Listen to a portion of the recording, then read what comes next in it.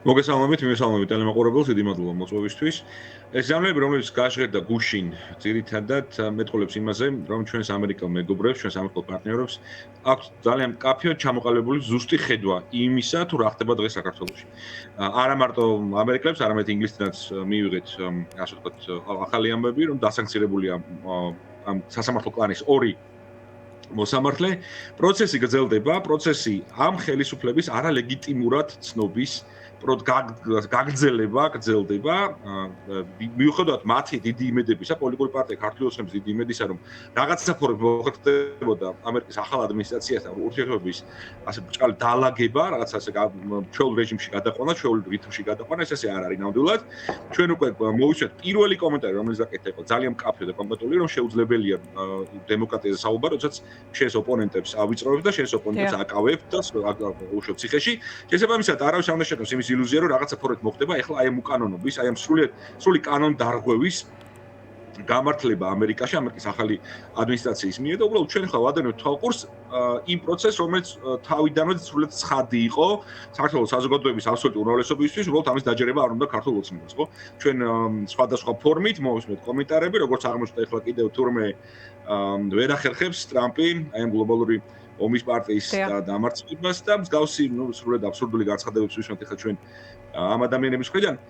ფაქტი არის ძალიან მარტივი და ძალიან ცხადი, ჩვენ რეალურად გვყავს ხელისუფლება, რომელსაც არ აქვს არანაირი ლეგიტიმაცია ჩვენს ქვეყნის გარეთ, არც ქვეყნის შიგნით, ასევე ქვეყნის გარეთაც და ეს უკვე ცდება ევროპის კონტინენტსაც.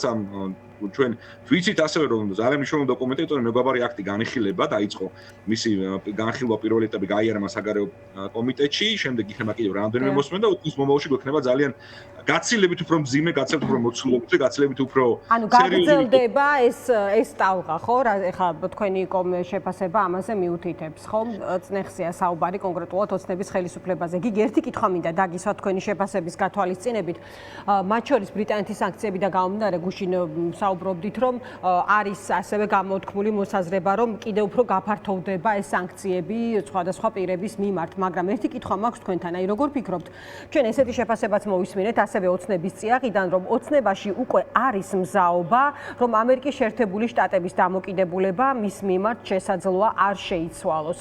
აი რა გზას მიუთითებს ეს ოცნების შემთხვევაში, როგორ ფიქრობთ? ანუ ეს შეცვლის ქართულ ოცნებას, ეს მას დაათმობინებს ძალაუფლებას, ეს მას უფრო მოწყვლადს გახდის ამ განცხადებებისადმი, თუ აი კონკრეტულად რაზეა ეხლა სურათის შეცვლა დამოკიდებული.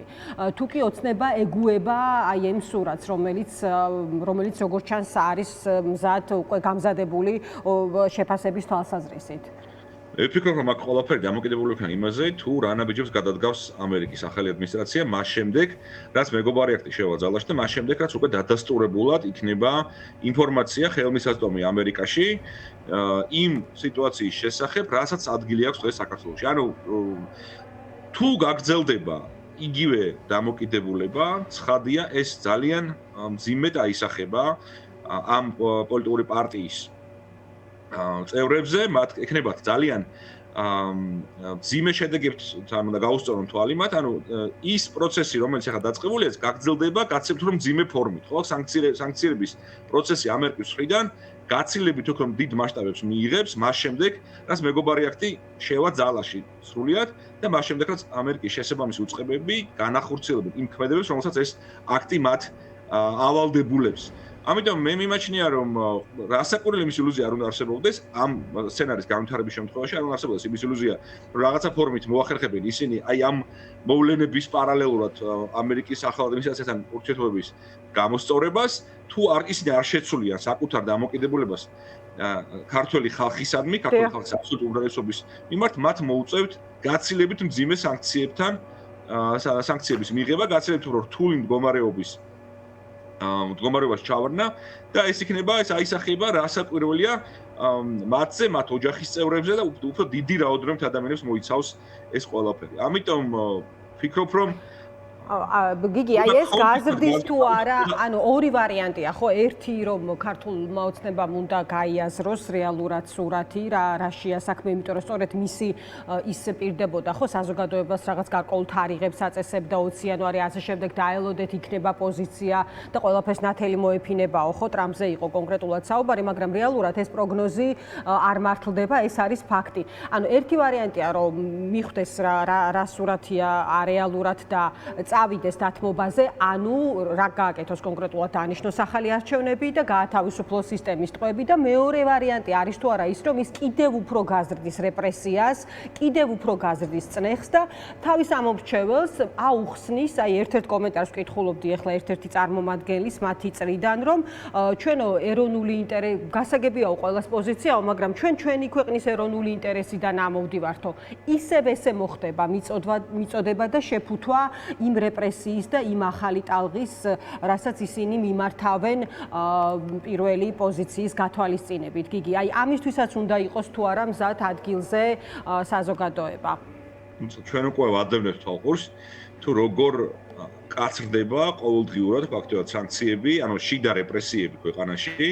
ჩვენ გვაქვს საკუთარი პაკეტი ახალი კანონმდებლობებისა, რომელიც სწორედ ამას ისახავს მიზნად, მაქსიმალურად დამოუკიდებელი სამოქალაქო საზოგადოების არასამთავრობო ორგანიზაციების ფაქტიურად გაუქმებას, მათ თავიდან ბოლომდე შეჩერებას, მათი მუშაობის თავიდან ბოლომდე შეჩერებას, ასევე ამაზე უფრო ვარესი მდგომარეობა არის, როდესაც კანონმდებლობა ისინი მიზნად ისახავენ ოპოზიციური პარტიების აკრძალვას. ანუ ფაქტიურად ეს არის ნაბიჯები, რომელიც პირდაპირ ამ ქვეყანას გადააქცევს დიქტატურად. ანუ ეს ქვეყანა ხდება უკვე ჩვეულებრივად იგივე ესე ვთქვათ ქვეყანა, ისეთივე სახის ქვეყანა, როგორც არის ბელორუსი, არ ვიცი.